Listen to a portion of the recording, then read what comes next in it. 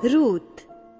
रूत की पुस्तक में वर्णित शांतिपूर्ण घटना न्यायों के उग्र समय में घटी घटनाओं में से एक है। एक मोआबी स्त्री रूत का विवाह एक इस्राएली पुरुष से हो जाता है। जब उसके पति की मृत्यु हो जाती है तो रूत अपनी इस्राएली सास के प्रति असाधारण निष्ठा और इस्राएल के परमेश्वर के प्रति गहन भक्ति का प्रदर्शन करती है। अंत में उसके पहले पति के एक रिश्तेदार से उसका पुनर्विवाह हो जाता है। इस विवाह के द्वारा वो इस्राएल के सबसे महान राजा दाऊद की परदादी बन जाती है। न्यायों की घटनाएं उन घोर विपत्तियों को दर्शाती हैं जो परमेश्वर के चुने हुए लोगों पर आ पड़ी थीं, जब उन्होंने उससे मुंह मोड़ लिया था। रूत की घटना उस आशीष को दर्शाती है जो एक अन्य जाति स्त्री को प्राप्त हुई थी, जिसने इस्राएल के परमेश्वर की शरण ली थी और इस प्रकार वो परमेश्वर के विश्वास योग्य लोगों का एक अंश बन गई। रूत। एलीमेलेक और उसके परिवार का मोआब को जाना। जिन दिनों में न्याय लोग न्याय करते थे, उन दिनों में देश में अकाल पड़ा। तब यहूदा के बैतलहम का एक पुरुष अपनी स्त्री और दोनों पुत्रों को संग लेकर मोआब के देश में परदेशी होकर रहने के लिए चला। उस पुरुष का नाम एलीमेलेक और उसकी पत्नी का नाम नाओमी और उसके 2 बेटों का नाम महलोन और किल्योन थे। ये एप्राती थे, अर्थात यहूदा के बैतलहम के रहने वाले थे। वे मोआब के देश में आकर वहां रहे और नाओमी का पति एलीमेलेक मर गया और नाओमी और उसके दोनों पुत्र रह गए और उन्होंने एक एक मोआबिन स्त्री से विवाह कर लिया। एक का नाम ओरपा और दूसरी का नाम रूत था। फिर वे वहां कोई 10 वर्ष रहे। जब महलोन और किल्योन दोनों मर गए, तब नाओमी अपने दोनों पुत्रों और पति से रहित हो गई। नाओमी और रूत का बैतलहम लौटना। तब वो मोआब के देश में ये सुनकर कि यहोवा ने अपनी प्रजा के लोगों की सुधि लेके उन्हें भोजन वस्तु दी है, उस देश से अपनी दोनों बहुओं समेत लौट जाने को चली। अतः वो अपनी दोनों बहुओं समेत उस स्थान से जहाँ रहती थी निकली और उन्होंने यहूदा देश को लौट जाने का मार्ग लिया। तब नाओमी ने अपनी दोनों बहुओं से कहा, तुम अपने अपने मायके लौट जाओ और जैसे तुमने उनसे जो मर गए हैं और मुझसे भी प्रीति की है, वैसे ही यहोवा तुम्हारे ऊपर कृपा करे। यहोवा ऐसा करे कि तुम फिर अपने अपने पति के घर में विश्राम पाओ। तब उसने उनको चूमा और वे चिल्ला चिल्ला कर रोने लगी और उससे कहा, निश्चय हम तेरे संग तेरे लोगों के पास चलेंगी। नाओमी ने कहा, हे मेरी बेटियों, लौट जाओ। तुम क्यों मेरे संग चलोगी? क्या मेरी कोख में और पुत्र हैं जो तुम्हारे पति हों? हे मेरी बेटियों, लौटकर चली जाओ, क्योंकि मैं पति करने को बूढ़ी हूं। और चाहे मैं कहती भी कि मुझे आशा है और आज की रात मेरे पति होता भी और मेरे पुत्र भी होते, तो भी क्या तुम उनके सयाने होने तक आशा लगाए ठहरी रहती और उनके निमित्त पति करने से रुकी रहती? हे मेरी बेटियों, ऐसा ना हो, क्योंकि मेरा दुख तुम्हारे दुख से बढ़कर है। देखो, यहोवा का हाथ मेरे विरुद्ध उठा है।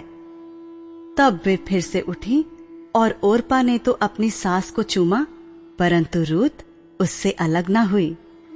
तब उसने कहा, देख, तेरी जेठानी तो अपने लोगों और अपने देवता के पास लौट गई है, इसलिए तू अपनी जेठानी के पीछे लौट जा। रूत बोली, तू मुझसे ये विनती ना कर कि मुझे त्याग या छोड़कर लौट जा, क्योंकि जिधर तू जाए उधर मैं भी जाऊंगी। जहाँ तू टिके वहाँ मैं भी टिकूंगी।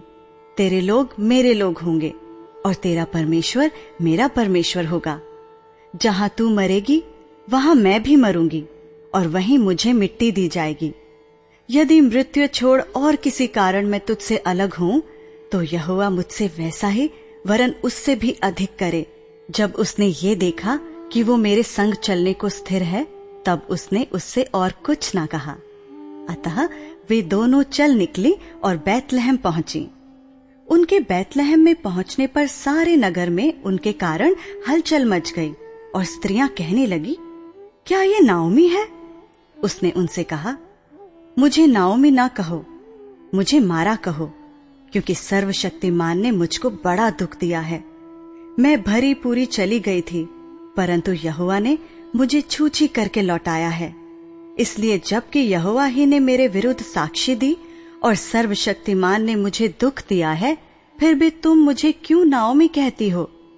इस प्रकार नाओमी अपनी मोआबिन बहू रूत के साथ लौटी, जो मोआब देश से आई थी। वे जौ कटने के समय के आरंभ में बैतलहम पहुंची।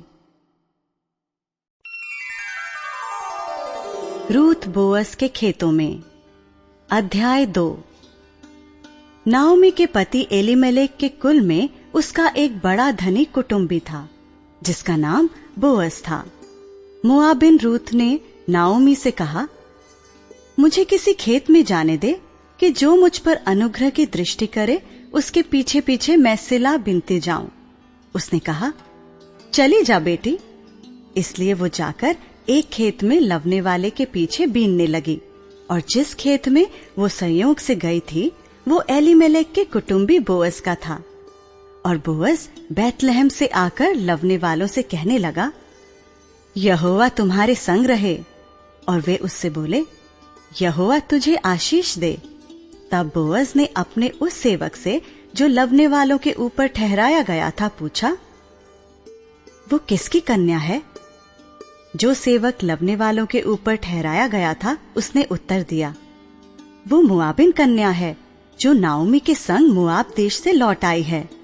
उसने कहा था, मुझे लवने वालों के पीछे पीछे फूलों के बीच बीनने और बाले बटोरने दे। तो वो आई और भोर से अब तक यहीं है, केवल थोड़ी देर तक घर में रही थी। तब बोअज ने रूत से कहा, हे मेरी बेटी, क्या तू सुनती है?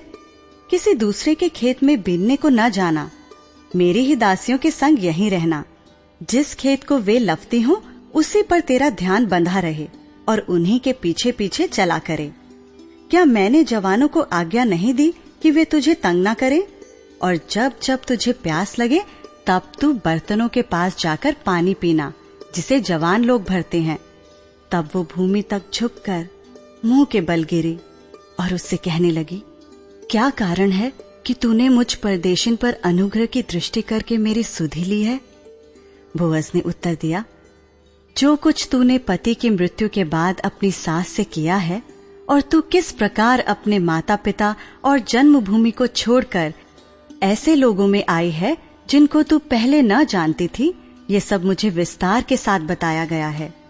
यहोवा तेरे कार्य का फल दे, और इस्राएल का परमेश्वर यहोवा, जिसके पंखों तले तू शरण लेने आई है, तुझे पूरा बदला दे।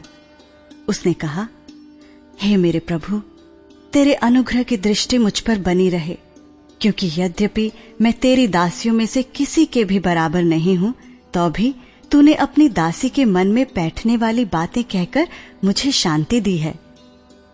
फिर खाने के समय बोअज ने उससे कहा, यहीं आकर रोटी खा और अपना कौर सिरके में डुबा। तो वो लवने वालों के पास बैठ गई और उसने उसको भुनी हुई बालें दी, और वो खाकर तृप्त हुई, वरन कुछ बचा भी रखा। जब वो बीनने को उठी तब बोअज ने अपने जवानों को आज्ञा दी, उसको पूलों के बीच बीच में भी बीनने दो और दोष मत लगाओ, वरन मुट्ठी भर जाने पर कुछ कुछ निकाल कर गिरा भी दिया करो, और उसके बीनने के लिए छोड़ दो और उसे घुड़को मत। अतः वो सांझ तक खेत में बीनती रही। तब जो कुछ बीना था उसे फटका और वो कोई एपा भर जौ निकला।